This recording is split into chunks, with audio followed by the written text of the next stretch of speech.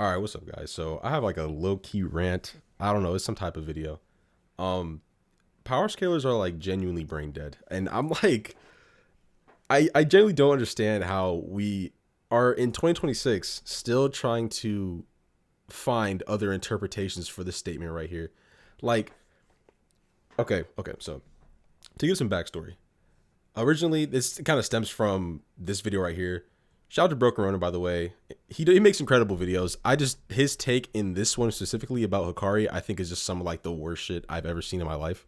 But one of the points was specifically this statement. I want to understand to people who think Yuta's lying here, right? Or just being distrustful or whatever. What does the author gain from putting this in the story and writing this? He could have easily just said, yeah, so Hakari's strong and that's why we need him. And they could have kept it pushing as that. There would have been no other confusion. What does the author gain from putting this in the story and then it also being false? How does that benefit the narrative at all? How does that benefit the characters at all? So, okay, so the author's going to put this in the story. Yuta's going to lie. So then now Yuta's a liar for no reason. He's never done this before. He's not going to sit here talking about, oh, Inumaki's stronger than me when he gets worked up. He would never say that about Inumaki. He would never say that about Panda. But yeah, he's gonna say that about Hakari, and he's going to lie for a guy he's not even really close with. At least Inumaki's his friend. Him and Hakari are just classmates at the end of the day. They're not particularly close at all. They know each other, but they're not very close. So he's going to lie to hype up a guy who he's not really friends with for what? Instead, let's look at the most rational and reasonable explanation of why the author would even include this in the first place. But when he gets worked up, he's stronger than I am. So Hakari's a character we barely get any screen time with. In OGJJK, we don't see him for like 150 chapters. So when gauging his strength just as a reader, it's going to kind of be impossible just because you're looking at his scaling from fights where he's only fighting people that he's only fought for real. So here, put this in the story, which, I mean, shoot, the story basically implies that Yuta and Hakari are basically on the same level. Him saying this is not incorrect at all, and it's more or less just ambiguous to what exactly he means. But this statement is nothing inherently false about it. We're not even going to ignore Maki. If you genuinely sit here and take Maki's opinion on Jujutsu and curse energy seriously, I don't know what to say to you. She should not be the judge of anybody's strength. She doesn't know what the fuck she's talking about. So anyway, the most reasonable explanation is that the author wants to give us information about this character that he can't show us because he's going to have limited screen time. But he's very important and he's a strong character. So boom, let's just get this out the way. When Hakari gets worked up, he could be stronger than some form of Yuta we don't really know about. Base Yuta, who knows? It could be Yuta, base Yuta, Yuta with the 5 minutes. We have no idea. That's fine. It's like this statement, literally, there's nothing that breaks the story about a character saying that in a certain condition, a character can get stronger than me. There's nothing that breaks the story by you just allowing this to be true. Like jumping through loops and just creating random logic for no reason to just make this statement false. For what? Nobody gains anything from this. Yuta's obviously the stronger person. We all know this. It's not a freaking debate. We don't have to go back and forth. Everybody knows Yuta's second only to Gojo. They say it in the story. But under a certain situation, yeah, Hakari can be as strong or stronger than him, as seen right here, which makes it's fine. It makes perfect sense as to why that could be the case. And it breaks absolutely nothing in the story. And fuck it, now that I'm here, let's go ahead and just react to the video, matter of fact. Let's just like take a look at. Also, first thing I just want to say about this video to begin with, this shouldn't even be a debate. Maki versus Hakari, it's obviously Maki. She just has this is just a matchup advantage. She's like, but if you just go like parallel over character, they're not that different. But when interacting together, they just cancel out. So it's like, yeah, obviously Maki, I don't know why we needed a 21-minute video. He spent a large portion of this video just like shitting on Hakari, basically. Like he tried, oh, okay. He said like somewhere around here that it's possible to interpret Hakari and Yuji's interaction as base Hakari is potentially weaker than Yuji. Like, anyway, but, fuck, let me see. So yeah, Maki would win against Hakari. It doesn't really matter. Like I genuinely don't, as a Hakari fan, I genuinely don't care saying like this person loses to this. It's a fictional series. Like I don't. I really don't care. I do get upset when people try to be like, oh, Kashimo would like base Kashimo under regular circumstances, quote unquote, with dog Hakari, when it's like, dude, we saw them fight. Kashimo lost. Get over it. But like for this, I don't really care. I don't have a problem saying, oh, Yuji's stronger than Hakari. I don't care. Mojolo Yuji's stronger than Hakari. I don't care. Like it's a fact. I don't like characters just because they're strong. Like that is, the characters have to be the strongest for me to be like, oh yeah, they're really cool. But anyway, let's take a look at like, I'm gonna try to find the spot that just like made zero sense to me at all. But hold on, let me find it real quick. It's also implied that Hakari couldn't really have put him down like this if he wanted. Okay, what is he talking about? Okay. Actually, okay, hold on. Let me go back. Let me get some more context.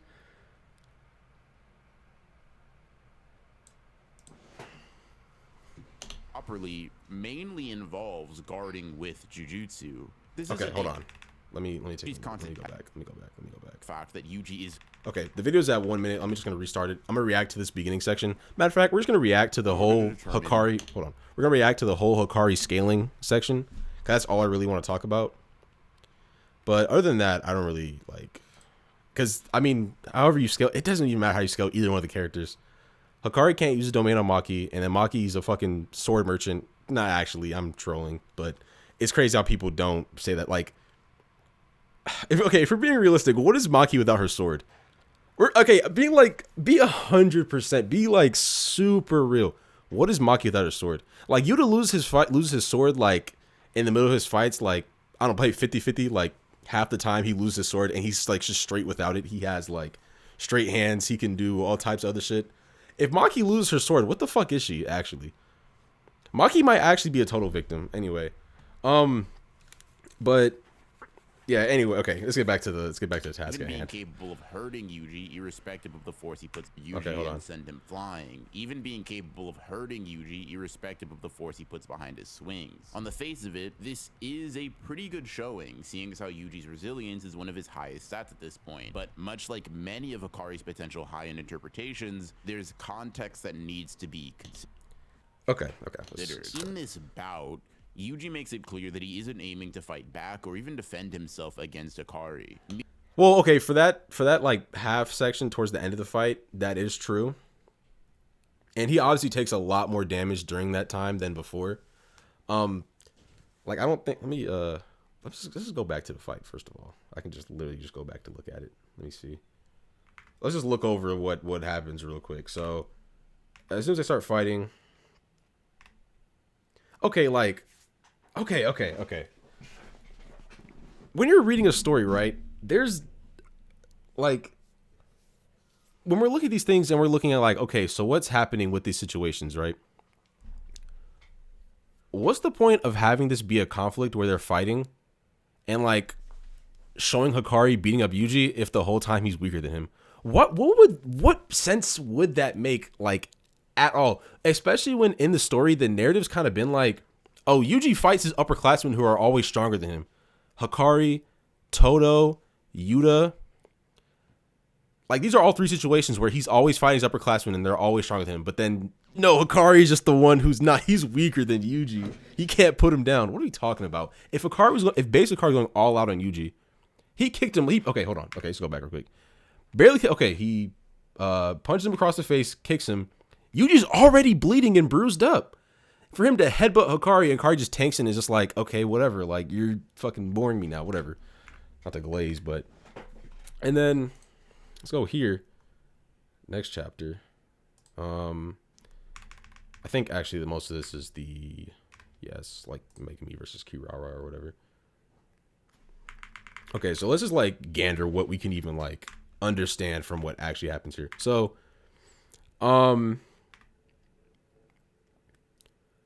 I think it's heavily implied that Yuji was like getting worked in the room before all this happens, as he's the one getting fucking flown out the door. And then Hakari's walking through and he's bruised up, bleeding more, and all that type of shit.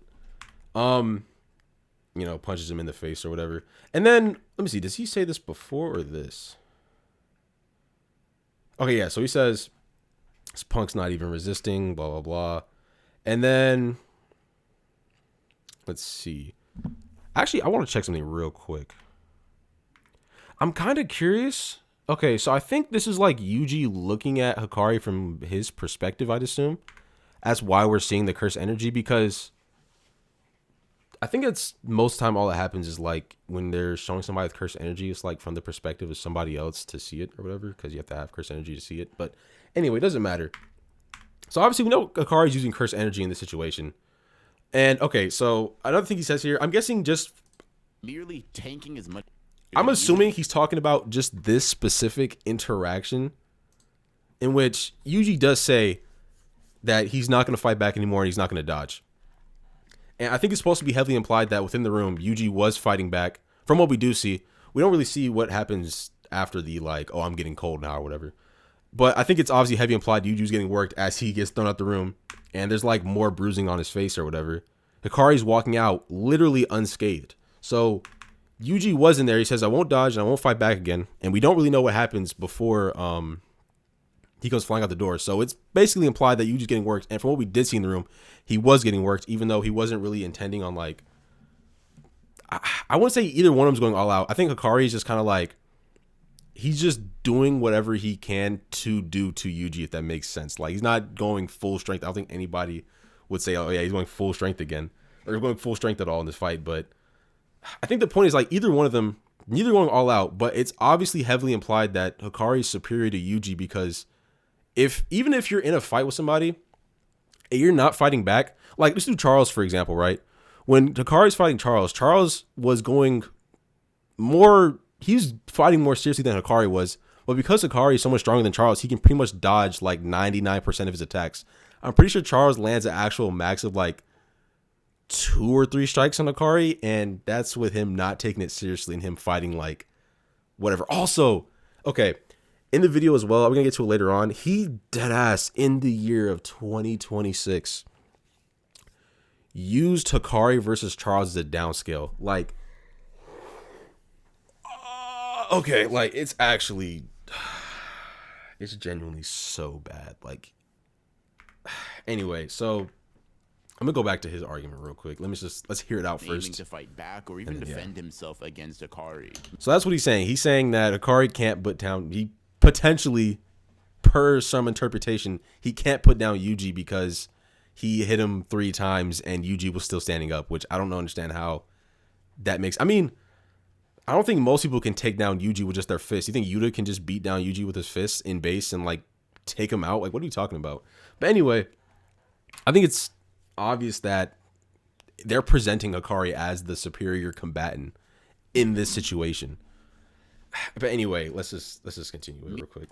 Merely tanking as much damage as possible to demonstrate. Also, he broke his nose. Like, what are we talking about? Like, he literally broke his nose. This isn't a fucking normal nose injury. It's literally smashed in and there's blood coming out of his nose. And then also later on in the video, he implies Hakari wasn't doing damage because all you can see on the external is like bruises. But what the fuck do you expect from punches? Do you expect people to be punching holes through each other? Like, how much damage did you really see Yuji doing by punching somebody? Like, he says, oh, Hakari doesn't have, like, I don't know if he's trying to say, like, oh, Hakari doesn't have AP in his punches, like, in comparison to other people. Like, Yuta has more AP in his punches, just, like, with regular curse energy reinforcement, right? I don't know if he's trying to say, like, oh, Hakari compared to, like, Yuta in AP with just his fists is lower. Obviously, Hakari's attack potency is going to be low just in his fists compared to, like, people who use actual abilities, like, what's this called? Like Thin Icebreaker, or even like what's it called, Granite Blast. Maybe I think Granite Blast probably has a little bit more AP than his fist, but like, what do we expect? That's the point. He's gonna beat you down because you can't kill him. That's the whole point. Like, what Jujutsu Kaisen fight have we seen where characters are like relative in strength and they're able to just knock each other out with fists like soon? Like, I don't get it. But hold on, let's go back to the video. His earned his nature, and even standing back up directly after taking an attack that Hakari. Okay, so like, he kind of presents it as if it's supposed to be a downscale with Yuji tanking Hakari's attacks, but it's like we see Yuji take a lot of fucking what's it called? A lot of punishment and still be able to get up. More punishment than Hakari's dealing right now, and Hakari's obviously not taking him like seriously to the point like he's a real threat to put him out or whatever. Like, I think Hakari's punching him with like a lot of force, but I don't think he's obviously not going like, I don't think he's going 100% in my opinion. But anyway, let me just go back to the video. Thought would lay him out. Now, an interesting aspect of this back and forth is the emphasis on the fact that Yuji is not willing to defend himself, being considered unguarded by every part. I think the point of saying unguarded is not like blocking the punches. That's the point of you don't like, you're not guarding against a punch just by reinforcing yourself with pure curse energy, unless you're like, you can't block. But in this situation, Yuji can fucking block if he needs. He knows he's gonna get punched in the face. He can easily just block.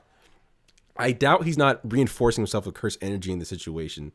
So as I see it, Yuji's reinforcing himself with curse energy, and Hakari in base going maybe like 60 to 70% full strength wise, just from his base form, is pretty much breaking Yuji's nose and causing blood to come out of his nose.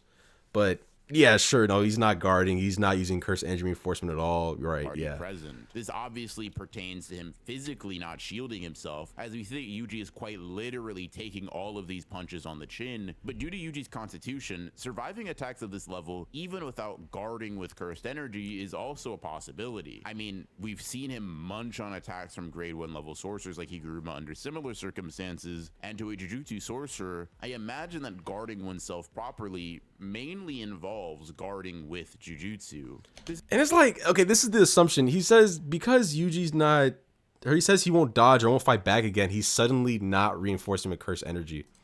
I'm gonna reread this and see if I can somehow get to that same conclusion real quick. So Fushiguro Panda Senpai, don't interfere. Oh, not taking me seriously.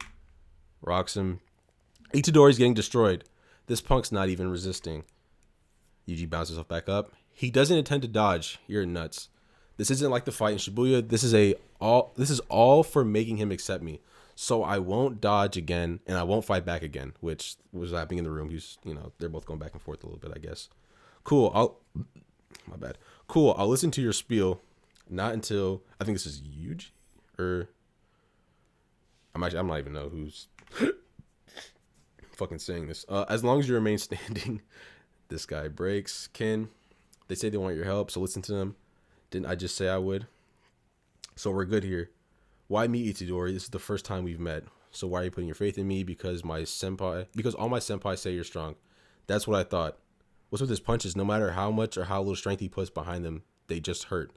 It's like hitting me with a serrated bat. I'm gonna skip over some of this. I'm not reading all that. I'm a cog machine that sorcerers need to eradicate curses. Hey, are you for real? Because it's damn boring. Oh no, if he takes any more damage, Itadori, that's enough. Ah, damn. Alright. Rocks him again. Hurts right turn to Gojo. Blah, blah, blah. You dead yet? You Panda Senpai. See you turn ahead. Take Itadori and get lost. He took 3 unguarded blows, and I roughed him up before that too. I think like he's just saying unguarded. He's not physically blocking. I don't know how you get, oh, he's not using curse energy from this, but anyway, let's see if there's anything else after this. Which, like, also, hold on, wait, was that before or after? Oh no, he did it after. But like, he's bruised up and bleeding out. This is something I realized power scalers don't understand.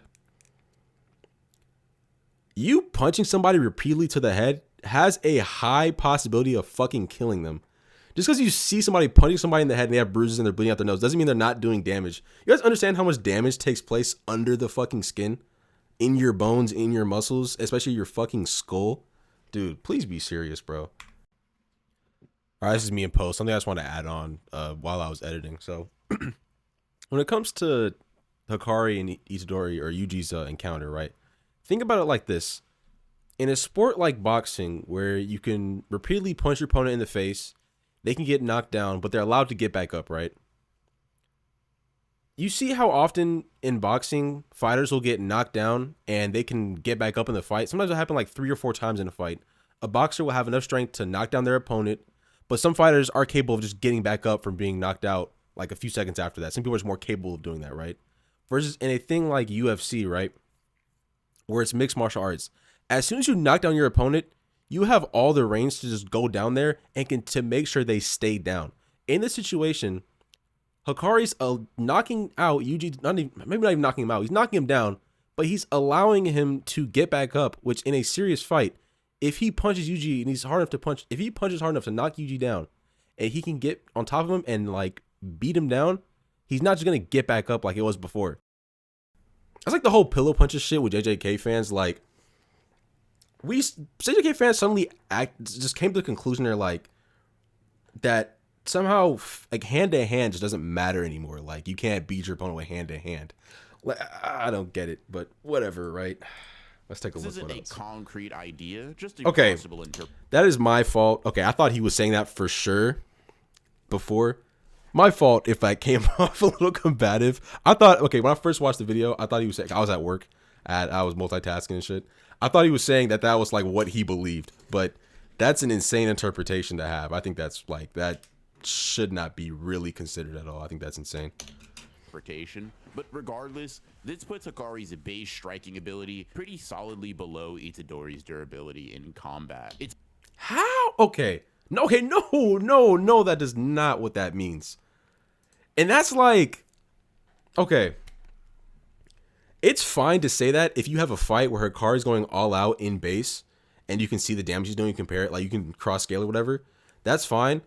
Using Hakari, barely taking Yuji serious, like he's obviously sees that Yuji's not like a real threat to him. Like he can rough him. He easily says he roughs him up in the room beforehand. So it's like, you know, when you're stronger than somebody and you're like wrestling with them or fighting, whatever. I don't believe he's punching Yuji at full force here, like going 100%, even in his base. Like I don't think he's going 100%. And then Yuji is implied he's just not physically blocking the blows. He's just, actually my bad. He's not physically blocking the blows, but nothing that's in that encounter shows, oh yeah, he's not reinforcing with curse energy. Obviously, if Yuji blocks Hakari, I think if they're fighting, Yuji blocks, I think he's not going to take as much damage. But, like, what are we talking about? Whatever, dude. It's also implied that Hakari couldn't really have put him down like this if he wanted to. I don't get that implication at all. Like, literally, Megami says if he keeps taking any more damage, he's going to be, and he's, like, fought alongside Yuji. I'm not sure how knowledgeable Megami actually is when it comes to Yuji in his power level, but, like, I literally look at his face. I don't know how you come to that conclusion at all. That makes no sense. Considering the anger he felt towards Yuji's lack of fever and astonishment at the fact that Yuji... I wouldn't even say he's not angry. He's just bored. Like, he's more or less annoyed, or like, saying anger is insane, but... He withstood his blows with limited damage. We'll talk about his... Limited damage is insane. You saw his face? Did you, like... If you saw somebody in real life that's face look like this, are you gonna look around and say, oh yeah, you took limited damage? What are we talking about? Talk about his battle with Kashimo a bit later, but I think it's kind of ironic that Yuji escapes his scuffle with a similar amount of damage as Kashimo. One, Hakari wasn't trying to kill Kashimo, so like, I think he sort of took a route to stop like doing too much damage to him when he started to like ramp up and Kashimo couldn't keep up. That's why he went for like the water route, because non-lethal way to take him out. But like, what kind of damage are you expecting to see from somebody like who's punching somebody in the face? Do you expect to see like craters in their dome or something? Like, that's what I genuinely don't understand about power scalers. Like, okay, if you look at Kashimo, for example, right, the damage he was doing on Jackpot Hakari or even base Hakari in the domain, right, it's really not even close to the damage Yuji took from Hakari. Or even close to the damage that Hakari, or that, my bad, the damage that Kashimo took from Hakari. My words got twisted around crazy, like insane. But like, if you look at the I think also, a side note, I think that Gege's art potentially has a part to play with why, what's it called? With why certain like fights and feats get misinterpreted. Because like, early on in the fight with Kashimo and Hakari, right? Hakari gets that easy shot on Kashimo's face, right? Like actually, I can just pull it up real quick. Like, damage doesn't always continue in the art, I noticed with JJK. So if you're trying to like really scale damage, like you're not gonna have a good representation of what you're actually like looking for. Which I'm hoping the anime does clarify. But let's take a look. Okay, so was it this one?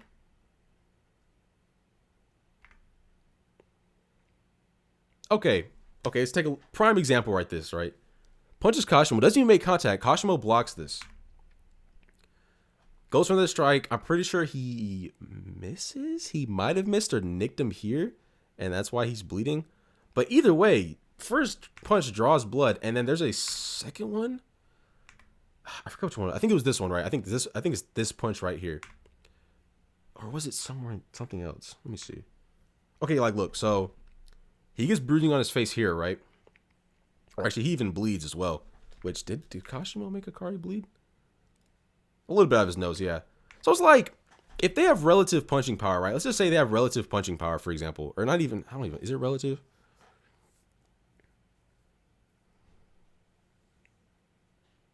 Let's just say they have like the same potency. Hakari's punches are probably just more destructive, right? Just have like a higher destructive capacity, right? Is Kashimo now pillow punches? And that's him bleeding after like Kashimo hit him with like 3 times. Versus like Hakari punches Kashimo 1 time in the jaw.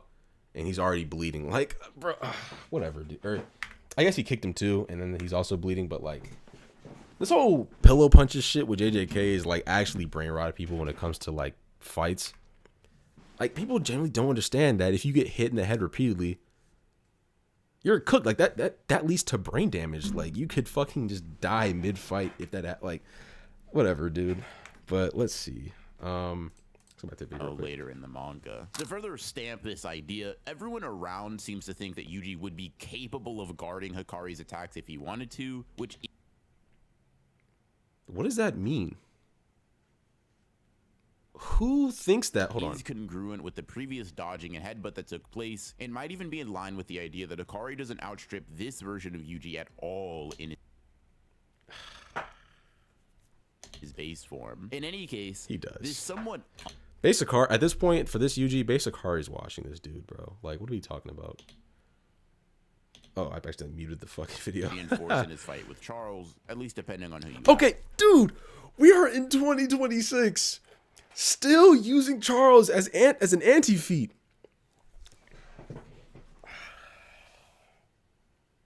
Like, I don't even need to talk. I think this is like, let's see.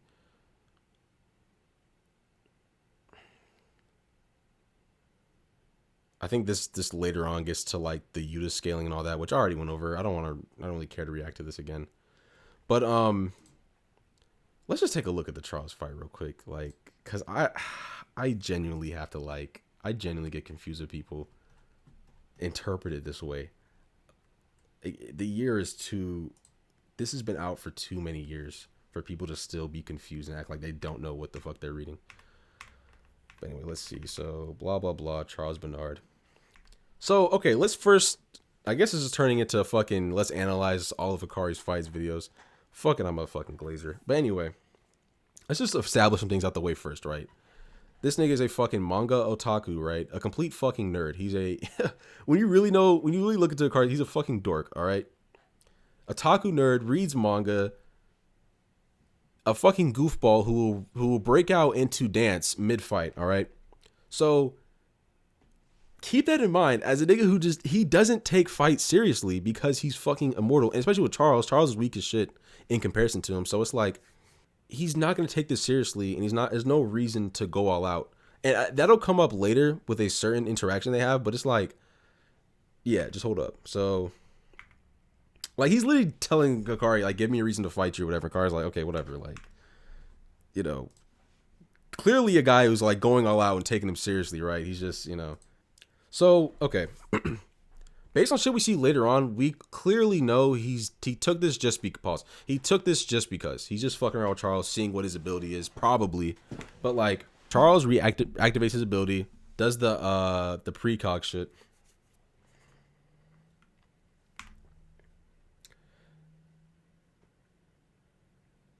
He does so basically he does the precog shit, and then now he's able to react to Hakari, essentially. That's what, or that, from that situation where Hakari's like, let's say he's going at like 25%.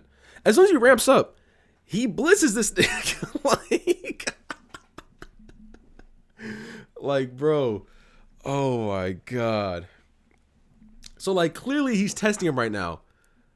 He said, but that's all you got. And then boom, speed blitzes him. Obviously he's not taking this nigga seriously early on, and he's just letting him do what he does. All right.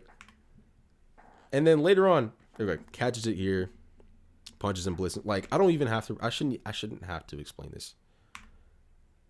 Like if they were to go completely all out, based on Hakari's dogging, he could genuinely no diff. Like he could literally no diff Charles. Like he could one shot this nigga in base if he really wanted to. If you don't think that, you're actually fucking delusional.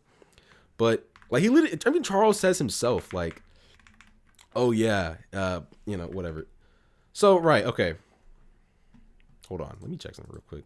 I won't lay into Hakari too much here, since we don't know how powerful Charles is in a vacuum, and Hakari was holding back for a sizable portion of the fight, but all of the fight, he was holding back for 99%.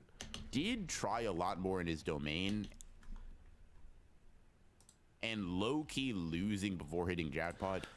Okay, low-key losing, right? Quote-unquote low-key losing. He literally shows Charles here. Hold on, where's I at? He literally shows Charles here. If a car is going all out, he cannot hit me. He cannot hit him. Actually, where does he even say that? Yeah, and he still can't hit me. Gold doors. He's about to get a jackpot, right? He literally sees the gold doors. He's about to get a jackpot.